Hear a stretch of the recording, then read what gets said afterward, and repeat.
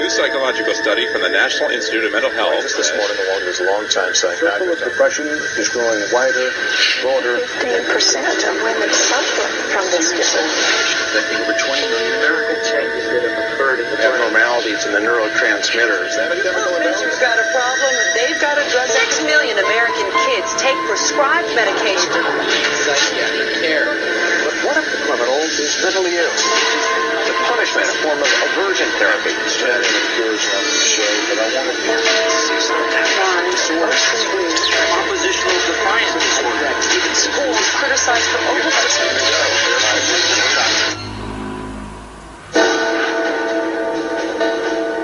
Everywhere you look, there it is. Think psychiatry has nothing to do with you? Think again. The whole field of psychiatry has gotten into every facet of your life.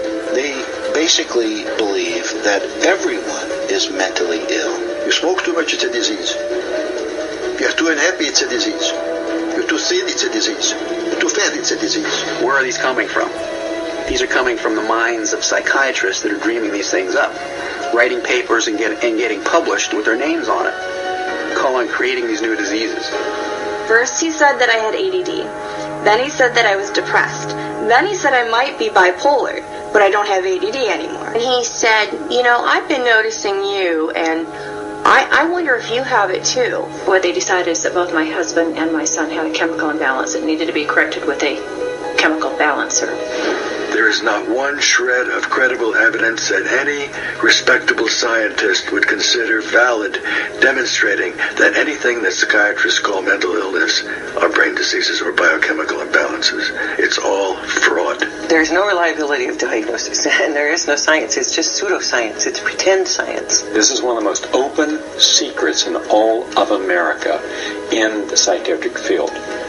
That nothing is being done that's legitimate, and they're billing for it. Psychiatrists claim that over 1 billion of the world's population is mentally ill.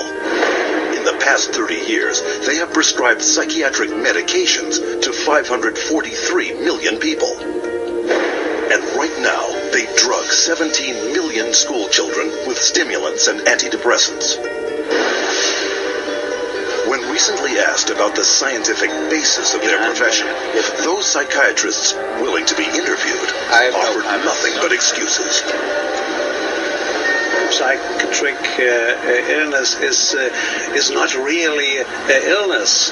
How do you evaluate if someone is cured or sick?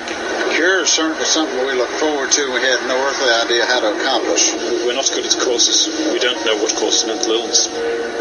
But that hasn't stopped them from pronouncing themselves mental health experts and treating people against their will.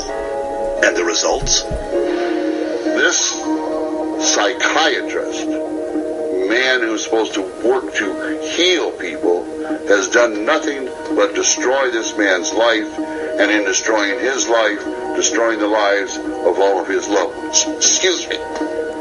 They've damaged and ruined my son, and they've trapped him in a system.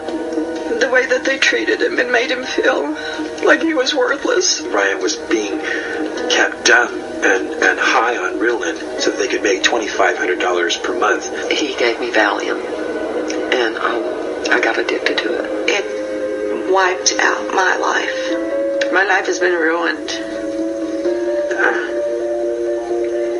My joy has been stolen.